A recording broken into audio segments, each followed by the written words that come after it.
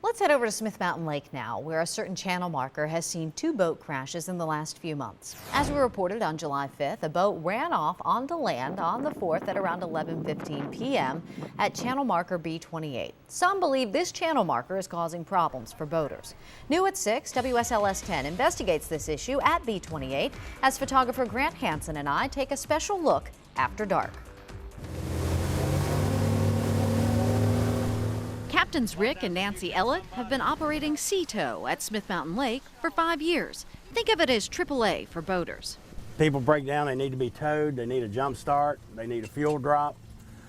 About any assistance you need out on the water, we take care of. While they weren't called to this accident that happened over the 4th of July holiday, they're familiar with it and the challenges this part of the lake can present. If you're following this channel marker, 26A, or if you're coming out of this cove and you're headed up the lake toward the Blackwater River, then you may miss the next red channel marker. If you take a look, you can't see it from here. It's behind that dock. But once you move out into the main part of the Blackwater Channel, you'll notice it does eventually come into view. But for some boaters, it seems to be happening too late.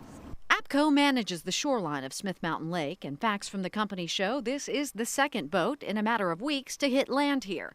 And keep in mind, this boat hit around 11 p.m. This is how dark it can be that late at night. When you're out at night, this is a whole different world. A different world because the lights on land blend with the lights from boats and those channel markers. Even just after dusk, you see it can be a challenge to tell the two apart. Depth perception can also be tricky, especially here at B28. See how those trees blend in with what's behind them?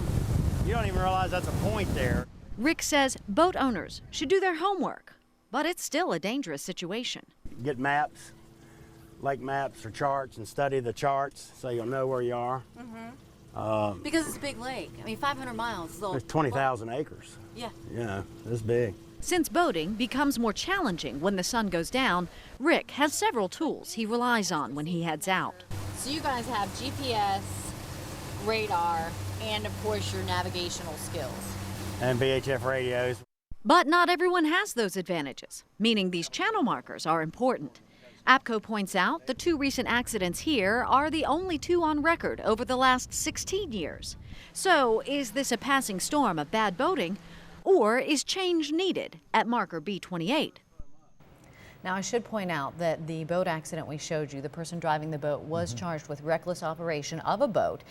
For people who do have any issue or question whether something needs to be done about a channel marker, they first contact AEP, then APCO sends that to TLAC, and then it eventually ends up in the hands of the Department of Game and Inland Fisheries and the U.S. Coast Guard. Okay, so 2 back-to-back accidents, but historically not so many right there, so it's... No one's reported it as an issue at this point. Okay, but we'd hate to have a third one, that's the problem, right? That is certainly the issue.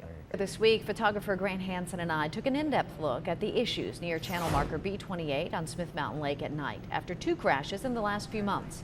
And we wanted to highlight today some of the challenges of navigating a boat, both during the day and at night. With summer already underway, Smith Mountain Lake is destined to be a hotspot for families in the coming months. WSLS-10 follows up on some safety tips that could come in handy while riding on the lake.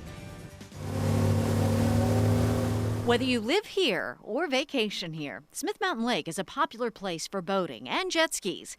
It can be a challenge to navigate during the day because of its size. 500 miles of shoreline and 3 counties border it. And when the sun goes down, it can be even more difficult and dangerous. What are some of the biggest navigational mistakes people make? Not staying to the right. That's a big one. Operating at night. Their lights have got to be working. We've seen boats out here running up and down the lake, no lights on. At times, the waves get so choppy, it feels like an ocean. And at night, it looks like one too, especially with the green and red channel markers. This lake is marked like coastal waters, with the red and green markers. But unlike the coast, boaters aren't required to have flares on board. But Nancy Ellett suggests a spotlight in case you need to flag down help at night or need help judging distance from the shore. Having a spotlight's a wonderful thing too, when you're not sure and you can see how close you really are to the shore. Nancy and her husband Rick operate sea tow on Smith Mountain Lake. They are used to responding to emergencies and say people out on the water need to be prepared. A cell phone and have a charger. You would not believe how many calls we get. Well, I got to go, I got to hurry up, my cell phone's dying. Once it's gone, we don't know where they are. And late at night, the only safe speed is slow.